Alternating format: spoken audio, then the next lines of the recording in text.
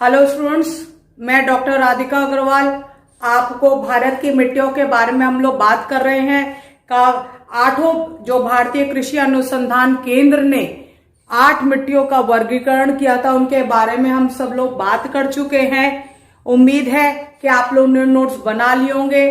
अब हमारी भारतीय मिट्टियों की कुछ समस्या रही है, उसको भी बात को हम आगे बढ़ा रहे हैं कि भारतीय कृषि अनुसंधान केंद्र के अनुसार हमारी भारतीय मिट्टियों की भी 6 प्रमुख समस्याएं हैं। एक तो मृदा अपरदन की समस्या हो गई, जल जमाव की समस्या हो गई, मरुस्थलीकरण की समस्या हो गई, क्षारीयता अम्लता की समस्या हो गई, बंजर भूमि की समस्या हो गई, एक मानव द्वारा लगातार शोषण की समस्या होती जा रही है। ठीक है, ये 6 समस्याओं का समाधान भारतीय मिट्टियों के लिए बहुत जरूरी है। सबसे पहले हम लोग मृदा अपरदन की समस्या के बारे में बात करते हैं, जो हमारी भारतीय मिट्टियों को पे सबसे ज्यादा प्रभावित हो रही है। वर्तमान समय में भारतीय की मिट्टियां मृदा अपरदन की समस्या से बहुत बुरी तरह ग्रसित है। भारतीय कृषि अनुसंधान केंद्र ने भी भारत की 60% मिट्टियों को कहा है कि ये मृदा अपरदन से बहुत बुरी तरह ग्रसित है। यहाँ तक कि रसेल महोदय बहुत बड़े भूगोलवेता हैं, उन्होंने तक कहा है कि मृदा अपरदन की समस्या एक बहुत बड़ी समस्या है। इससे 116 सेंटीमीटर की मोटी मृदा परत का अपरदन लगातार प्रति वर्ष हो रहा है। मैं फिर से एक बात रिपीट करना चाहती हूँ। रसेल महोदय जो एक प्रसिद्ध भूगोलवेता हैं, उन्होंने ये बात कही है कि 116 सेंटीमीटर की परत का मृदा अपरदन लगातार हो रहा है। यह भारतीय कृषि अनुसंधान केंद्र ने भी इस बात की पुष्टि की है। यहां तक कि रसेल महोदय ने भी इस बात की पुष्टि कर दी है। अब हम इस अपरदन के लिए केवल प्राकृतिक कारण ही नहीं जिम्मेदार है, अपितु मानव द्वारा इन मृदा अपरदन का लगातार अपरदन होता चला जा रहा है। केवल प्रकृति को ही मत जिम्मेदार ठहराइए कि मृदा अपरदन का कारण है, पर मानव के हस्तक्षेप के कारण लगातार उसमें हस्तक्षेप कर रहा है। उसकी वजह से 116 सेंटीमीटर की मोटी परत का अपरदन लगातार हो रहा है। भारत में जल और वायु दोनों ही कारक हैं जो मृदा अपरदन को बढ़ावा दे रहे हैं।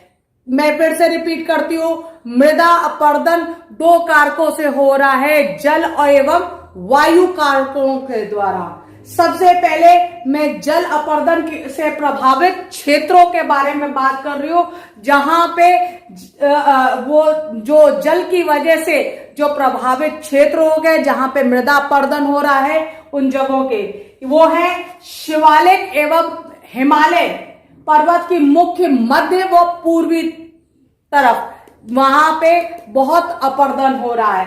यमुना एवं चंबल नदी की घाटी, यहाँ पे भी बहुत बड़ा अपरदन, मृदा अपरदन हो रहा है। आप देख रहे हैं कि लगातार मानव उसमें से रेत निकाल रहा है।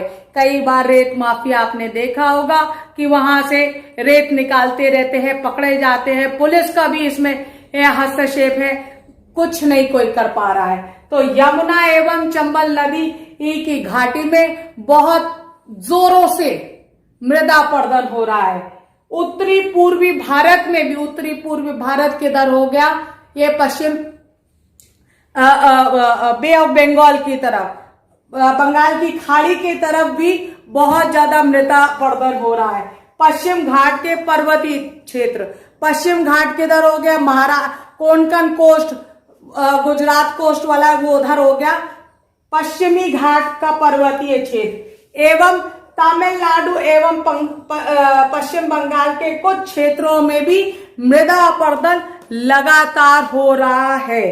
इसकी अगर रोकथाम नहीं गई तो रसेल महोदय ने कहा है 116 सेंटीमीटर की मोटी मृदा अपरदन का लगातार शोषण हो रहा है, लगातार अपरदन हो रहा है। इसकी रोकथाम करना बहुत जरूरी, रेत माफियों पर अंकुश लगाना बहुत जरूरी। पुलिस भी इसमें मिली हुई है, रेत माफियों का बोलबाला चल रहा है। मैं साइड हो जाती हूँ, जरा आप फटाफट स्क्रीनशॉट ले लें।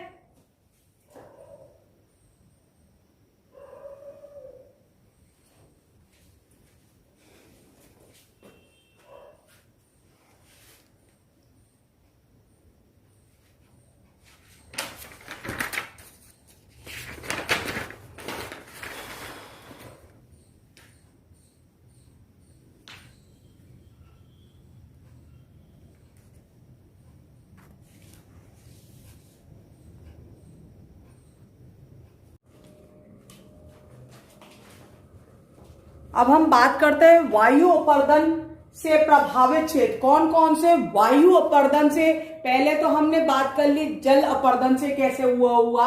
अब दूसरा कारक हो गया वायु अपरदन से प्रभावित कैसे क्षेत्र, कौन कौन से क्षेत्र है जो वायु अपरदन, इसका मतलब वहां शुष्क हवाएं बहती हैं, ठीक है। वो है पश्चिमी राजस्थान, दक्षिणी पंजाब, दक्षिणी हरियाणा। ये 3 जगह हैं जहां पे वायु अपरदन होता है। इसका मतलब यहाँ पे मरुस्थलीकरण हो रहा है, मरुस्थल है, यहाँ पे वायु बहती है, वो उस मिट्टी को, उर्वरक मिट्टी को उठा के दूसरी जगह ले जा रही है, आगे बढ़ रहा है, मार्च ऑफ द डेजर्ट जिसको कह रहे हैं, या मरुस्थलीकरण हो रहा है, जो कि मार्च से लेके जून के महीने में सबसे ज्यादा होता है। तो इसलिए जो भारतीय कृषि अनुसंधान केंद्र द्वारा बताया गया है कि वायु प्रभावित क्षेत्रों में पश्चिम राजस्थान, दक्षिणी पंजाब और दक्षिणी हरियाणा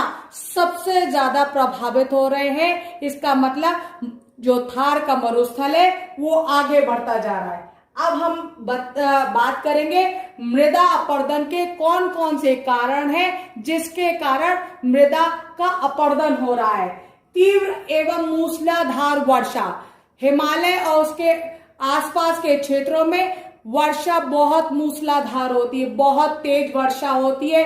क्यों? क्योंकि हिमालय जो पर्वत है वो एक आड़ की तरह खड़ा हो जाता है, वो चाइना और तिब्बत की तरह नहीं जाने देता, एक बड़ी दीवार की तरह वो खड़ा होके सारी वर्षा इधर की तरफ कर देता है। तो हिमालय के क्षेत्रों में, मैदानी क्षेत्रों में, गंगा यमुना के और ब्रह्मपुत्र के मैदानी क्षेत्रों में सबसे ज्यादा मूसलाधार वर्षा होने के कारण वहां पे मृदा अपरदन हो रहा है। हमारे राफेल महोदय ने भी ये कहा है, मृदा अपरदन लगातार 116 सेंटीमीटर की मोटी परत का अपरदन लगातार प्रतिवर्ष हो रहा है। अब हम बात करते हैं, दूसरा कारण है तीव्र वायु। तीव्र वायु चलने के कारण आप देख रहे हैं राजस्थान वाला इलाका, पश्चिमी राजस्थान जो जैसलमेर, बीकानेर, बाड़मेर वाला इलाका है, वहां पर वायु से अपरदन हो रहा है।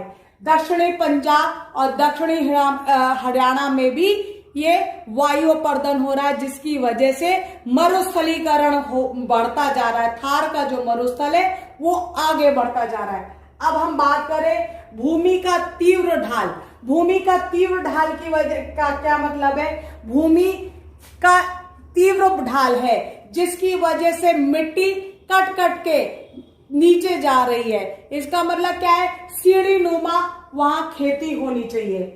मिट्टी का हल्कापन, मिट्टी हल्की है, क्यों हल्की है? वहां पेड़ पौधों का निरंतर कटाव हो रहा है, निरंतर काटे जा रहे हैं, तो मिट्टी क्या है? वर्षा होती है, उसके कारण मिट्टी का अपरदन होता रहे। हल्कापन हो गया है, वो वायु या जल के स्रोत के द्वारा बह जाती है, ठीक है। वनों की कटाई, वनों की कटाई यानी डिफॉरेस्टेशन, ये निरंतर हम मानव अपनी आवश्यकताओं को पूरा करने के लिए वनों की कटाई निरंतर करता रह रहा है, जिस वजह से अनेक समस्याएं उत्पन्न हो रही हैं, पर मानव इस बात को समझने के लिए तैयार ही नहीं है। हम दूसरा कारक ढूंढते हैं, वो है कृषि की पुरानी तकनीक। भारत में आज भी कितनी प्रगति कर चुके हैं, उसके बावजूद भी हम लोग किसान पुरानी तकनीक का इस्तेमाल कर रहे हैं, हल बैल जोत से वो कर रहे हैं, HYV सीड्स का प्रयोग नहीं कर रहे हैं, जो उर्वरक शक्ति को बढ़ाते हैं उन चीजों क्योंकि उनको उनकी जानकारी नहीं है या उनके पास उतने अधिक पैसे नहीं होते, जिस वजह से किसान पुरानी तकनीकों पे की वजह से मृदा का अपरदन होता जा रहा है। झूम कृषि, पुराने जमाने में भी क्या होता था, एक स्थान से झूम कृषि, पहली बात तो मैं आपको बता दूं, एक स्थान को जब कृषि एक जगह पे की जाती है और उसको छोड़ के दूसरी जगह पे की जाती है, उसको झूम कृषि कहते हैं। ठीक है, विकास के कार्य के लिए मानव अपने विकास के कार्य के लिए निरंतर मृदा का अपरदन करता रह रहा है, वहां पर भवन इत्यादि का निर्माण करता है, सड़कों के लिए निर्माण के लिए वो निरंतर मिट्टी का कटाव छटाव करता रहता है।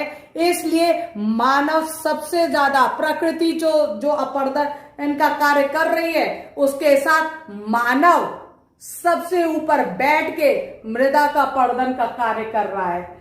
मैं अब आगे बात बढ़ते हैं। भारत में मृदा अपरदन से निपटने के लिए 1953 में केंद्रीय भूमि संरक्षण बोर्ड की स्थापना की गई। 1953 में भारत में भूमि अपरदन से निपटने के लिए ये स्थापना की गई, जिसमें असमतल भूमि को समतल बनाना। इसका मतलब क्या है कि सीढ़ी नुमा खेती करना। सीढ़ी नुमा खेती कैसे होगी, जब असमतल जमीन है जिसकी वजह से मृदा अपरदन हो रहा है, तो असमतल भूमि को समतल बनाना इसी के केंद्रीय भूमि संरक्षण बोर्ड का काम है। दूसरा उसका मरुस्थल को नियंत्रित करना। मैं फिर बता रही हूं, हमारे जो थार मरुस्थल है उसका निरंतर विस्तार हो रहा है। निरंतर क्यों, पहले ये जो थार मरुस्थल था केवल ये पश्चिम राजस्थान में था और पंजाब और हरियाणा के दक्षिणी भाग में था।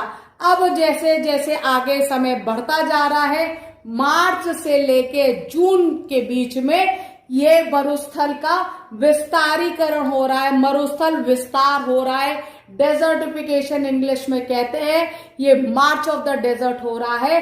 क्यों, क्योंकि हम ये जो कृषि भूमि संरक्षण बोर्ड है ये वहां पे पेड़ लगा रहा है किनारे पे, जिससे कि भूमि का कटाव नहीं हो, मृदा का अपरदन नहीं हो और ये मरुस्थल आगे नहीं बढ़े, वरना ये उत्तर प्रदेश के भी और आगे बढ़ता चला जाएगा। हम आगे बात करते हैं वर्तमान कृषि भूमि की उर्वरक शक्ति को बनाए रखना।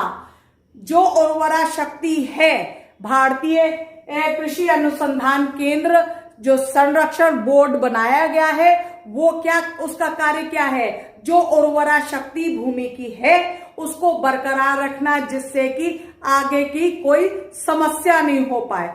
मुझे उम्मीद है आपने सारे मृदा अपरदन के जितने भी क्षेत्र हैं, पहले तो 2 तरह के हमने बात कर लिए कि किस किस से होते, वायु से होता है और जल से अपरदन के कारक है, कौन कौन से प्रभावित क्षेत्र हैं, और फिर हमने बात की मृदा अपरदन के क्या क्या कारण है, किन किन कारणों से मृदा अपरदन लगातार होता जा रहा है। मुझे उम्मीद है कि आपने सारे पॉइंट्स नोट कर लिए होंगे और फिर भी कोई समस्या आती है तो आप मैं साइड हो जाती है, आप स्क्रीनशॉट ले लें।